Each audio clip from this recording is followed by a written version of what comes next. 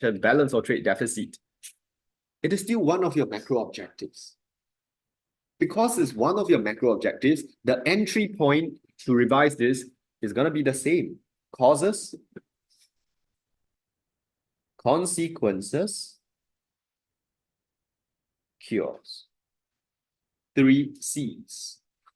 Yeah? Causes, consequences, cures. When you talk about causes of stagflation,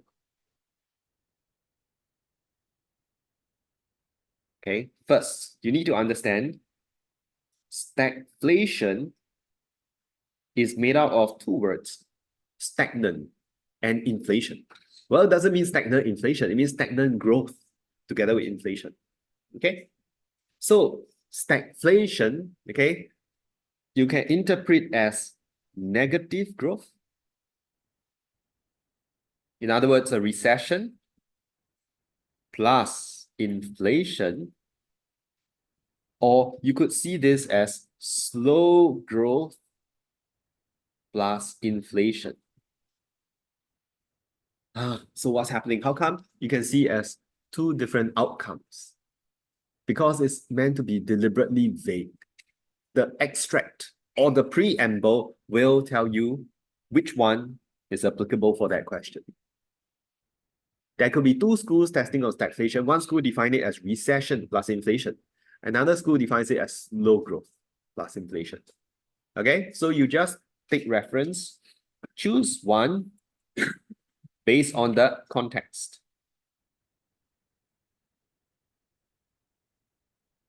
Okay, based on the context, which is your extracts. So it could be either one.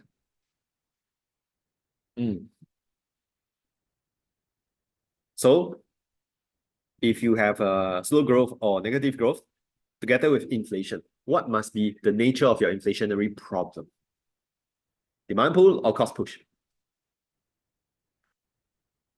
Can it be demand pull?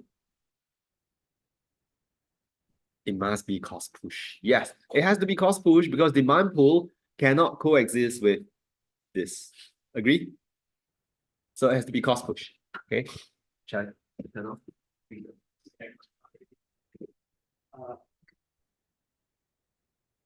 So cost push inflation. Cost push inflation plus the other one is typically a fall in AD line. Unless they tell you it's a slowdown, then it's a smaller increase in AD. Okay?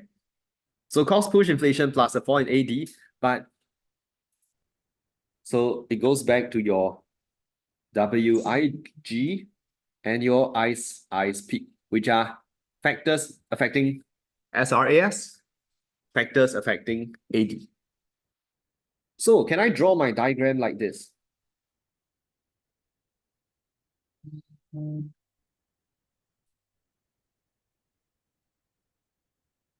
AD naught, AD1, AS naught,